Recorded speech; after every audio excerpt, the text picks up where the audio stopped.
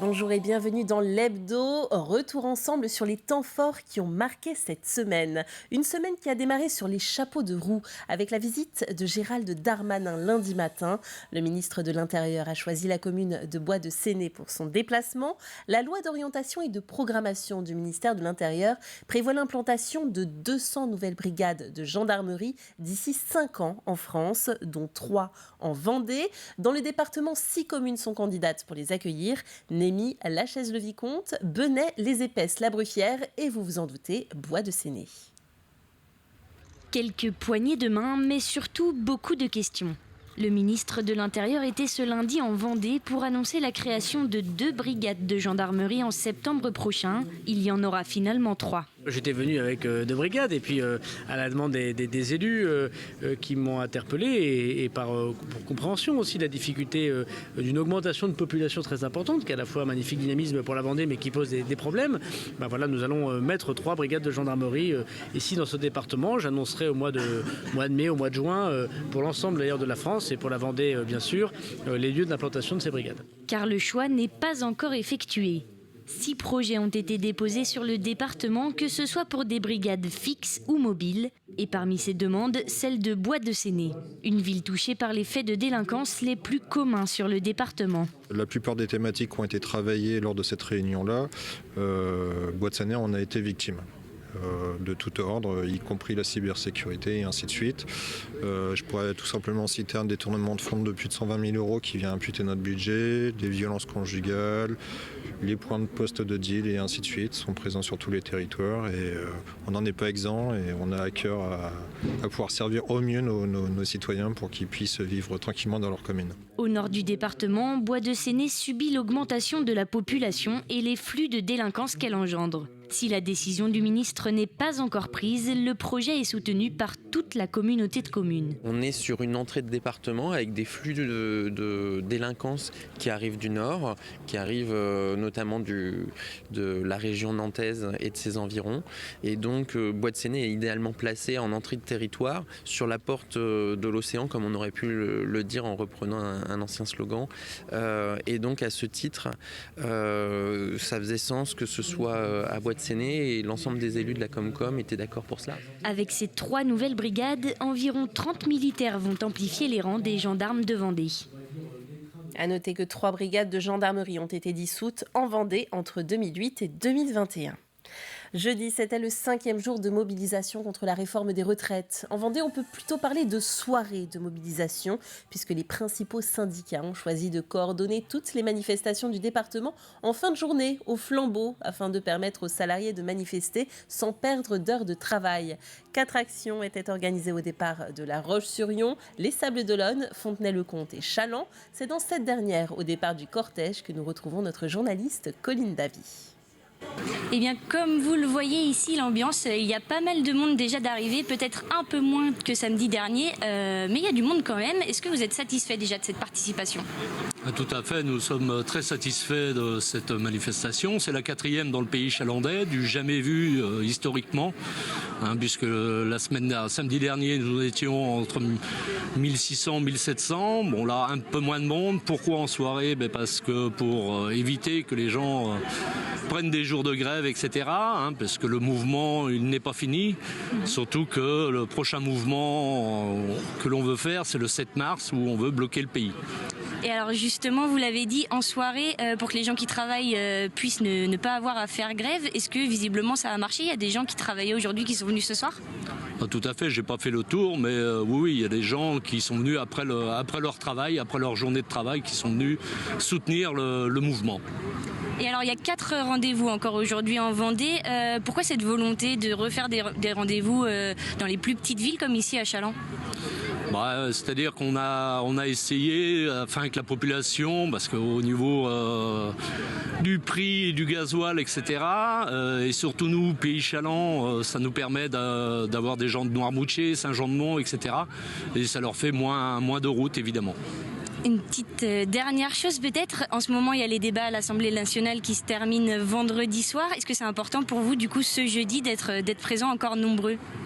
Bien sûr, il faut montrer notre détermination. Hein. La preuve en est, l'article 2 a été rejeté avant-hier. Donc nous, on veut absolument que cette réforme soit annulée, repoussée. Et pour annuler cette réforme, en tout cas pour montrer que les gens ne sont pas d'accord, il y a la CFDT qui a rejoint le mouvement. Elle était présente sur les autres villes pour les précédents rassemblements et ce jeudi soir, elle est également présente ici à Challans. Côté chiffres, les syndicats annoncent 5000 manifestants sur toute la Vendée, 2000 selon la police, un peu moins que le mouvement de samedi dernier. Mais l'essentiel est de faire entendre sa voix. À La Roche-sur-Yon, des propos recueillis par Grégoire de Châtillon. Je veux me battre pour nos retraites, parce que sur certaines, pas spécialement pour moi, mais pour ceux qui sont dans des métiers pénibles. Ma maman, elle a travaillé toute sa vie, depuis l'âge de... depuis qu'elle est sortie de l'école et tout ça. Moi, j'ai commencé à travailler à 14 ans. On ne se voit pas travailler jusqu'à 64 ans, quoi. C'est inadmissible, non, c'est pas possible. Il faut continuer, hein. On a commencé il y a quelques semaines, donc il faut rien lâcher, il faut continuer jusqu'au bout.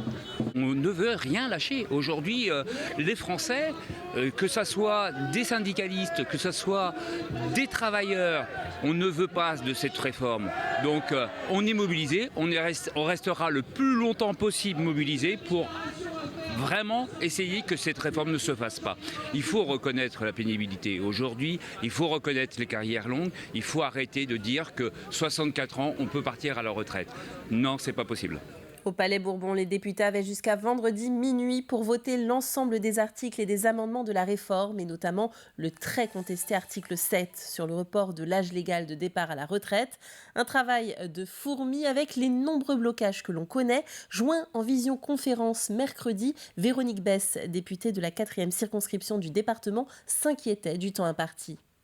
On perd énormément de temps sur des broutilles et on ne va pas à l'essentiel. Pour moi, l'essentiel, c'est l'article 7. Sur la durée, c'est 62 ou 64 ans, l'allongement dont on parle beaucoup, et puis l'autre article, c'est le 10 sur les fameux 1 200 €, mais au train où ça va, on n'y arrivera pas. Voilà, donc c'est pas très intéressant si vous voulez, les débats sont pas d'un haut niveau. Et de son côté, la NUPES défend le combat actuellement mené dans l'hémicycle et celui qui se joue dans la rue. Un combat contre le recul de l'âge de départ à la retraite. Écoutons Sylviane Bulto, première secrétaire du Parti socialiste de Vendée. Nous avons fait des propositions au niveau des partis de la NUPES pendant les élections législatives, notamment autour d'une retraite à 60 ans. Pour l'instant, le combat dans l'hémicycle, celui que vont mener tous nos députés, c'est de faire reculer le gouvernement, et notamment sur ce départ à la retraite à 64 ans, qui est quelque chose qui a été prouvé de très injuste, notamment pour ceux qui ont commencé à travailler très tôt, pour tous ceux qui ont des métiers pénibles, et puis pour tous ceux aussi, tous les citoyens qui voudraient vieillir tranquillement et profiter un peu du fruit de leur travail pendant plus de 40 ans.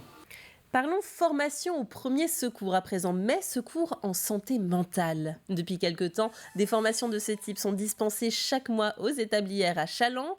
L'objectif, c'est de détecter une situation de détresse psychologique et aider une personne en difficulté. Voyez ce reportage, il est signé Grégoire de Châtillon. Ils sont étudiants, demandeurs d'emploi, salariés ou bien dirigeants. Ils participent à ces 2 jours de formation pour apprendre à aider. Ce que j'attends de la formation, c'est avoir un protocole à appliquer, de savoir quoi faire en fait et comment le faire, quels mots utiliser pour accompagner la personne qui est en détresse. Repérer certains troubles, évaluer un événement traumatique, la formation de premiers secours en santé mentale est ouverte à tous. Cette formation, en fait, elle a pour objectif déjà d'en savoir un petit peu plus sur la santé mentale, parce qu'on en parle beaucoup, mais on ne sait pas forcément qu'on a tous une santé mentale comme une santé physique.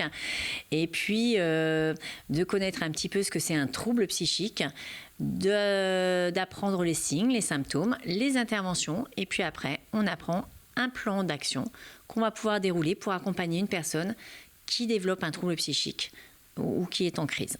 Une personne sur 4 serait touchée au cours de sa vie par une crise ou bien un trouble psychique. Cette formation a donc pour ambition de proposer une palette d'outils afin de faire face aux difficultés de la vie. Je suis venu chercher des informations sur comment mieux écouter, comment mieux agir face à des collègues de travail ou des jeunes en situation de mal-être. Voilà, donc j'ai trouvé des outils et des mises en situation et des méthodes pédagogiques pour justement écouter ces personnes-là. Je passe quand même pas mal de temps de consultation avec les patients qui peuvent justement me parler de certains troubles ou certains symptômes liés à la santé mentale. Les formations de secours en santé mentale se développent. Elles sont par exemple dispensées ici tous les mois à l'école des établières de Chaland. Encore une fois, on parle de troubles. Il y avait du monde pour venir admirer les reliques de Saint-Valentin, mardi à Saint-Pierre-du-Chemin, datées du IIIe siècle. Elles sont le point de départ d'une semaine entière de festivités dans la commune. Plus de 2000 personnes sont attendues pour célébrer le saint patron des amoureux. Elles sont authentiques, elles ont été certifiées par le Vatican en 1847 et attribuées à la commune à la paroisse de Saint-Pierre-du-Chemin. Parce que tout simplement, il y avait l'abbé Bernier qui était parti à Rome. C'était pour la béatification du père de Montfort. Et il était là-bas. Puis à l'époque, il était de bon ton quand on trouvait des reliques. Les gens qui étaient autour, certains me disent, moi je voudrais bien pour envoyer à ma paroisse de naissance. Alors par contre, elles ont mis je ne sais combien d'années à venir à Saint-Pierre-du-Chemin. On a une moyenne de 360 personnes par jour qui arrivent le matin à 9h30 et qui repartent le soir à 18h. Cette période-là, ça les a un peu perturbés. Ils ont envie de sortir, de se retrouver et faire la fête ensemble. C'est quand même impressionnant. Puis bon, faut garder ça pour le patrimoine en plus. Voilà. Je trouve ça très bien, les ostensoirs, tout ça, c'est magnifique. Hein. Et puis c'est une belle église, hein, c'est bien. Et prenons un bain de soleil à présent dans ce journal. Le temps de cette première semaine de vacances scolaires a surtout été marqué par un soleil prodigieux et vous avez été nombreux à en profiter pour vous rendre sur la plage. S'il est un peu tôt pour se baigner, c'était un temps parfait pour lézarder près des vagues. Ambiance avec Agathe Poulet. Il y a le ciel comme un air de printemps et pourtant, nous ne sommes qu'au mois de février.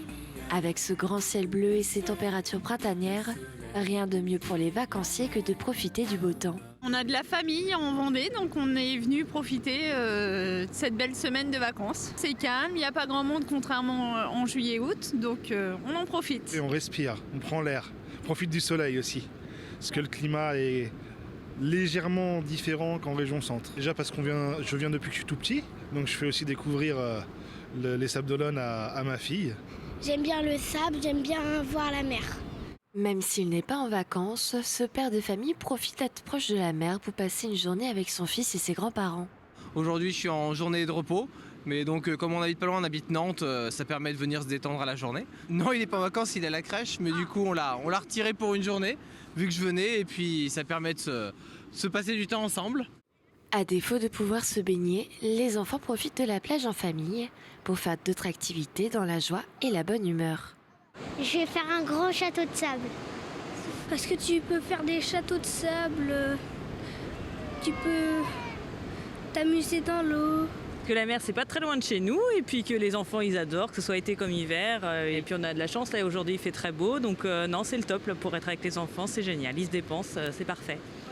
L'été on peut se baigner dans la mer et puis l'hiver on peut faire des châteaux comme maintenant. Vous voyez, faire des châteaux de sable et jouer sur la plage. Et se promener. Même en hiver, les vacances à la mer séduisent de plus en plus les touristes pour profiter d'une promenade sur le remblai ou bien de contempler l'océan. Le ciel, le soleil, la mer.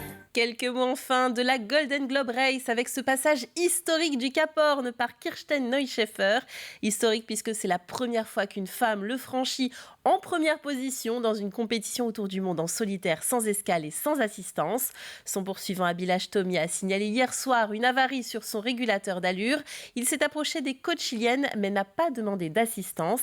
La Sud-Africaine affiche donc plus de 3 jours d'avance sur ses concurrents et mon petit doigt me dit que ce ne sera pas la seule performance que nous réserve notre navigatrice. Elle pourra atteindre les Sables d'Olonne durant la 3e semaine d'avril. C'est la fin de cet hebdo. Merci d'avoir été avec nous et on se retrouve lundi pour de l'actualité fraîche. À bientôt et bon week-end.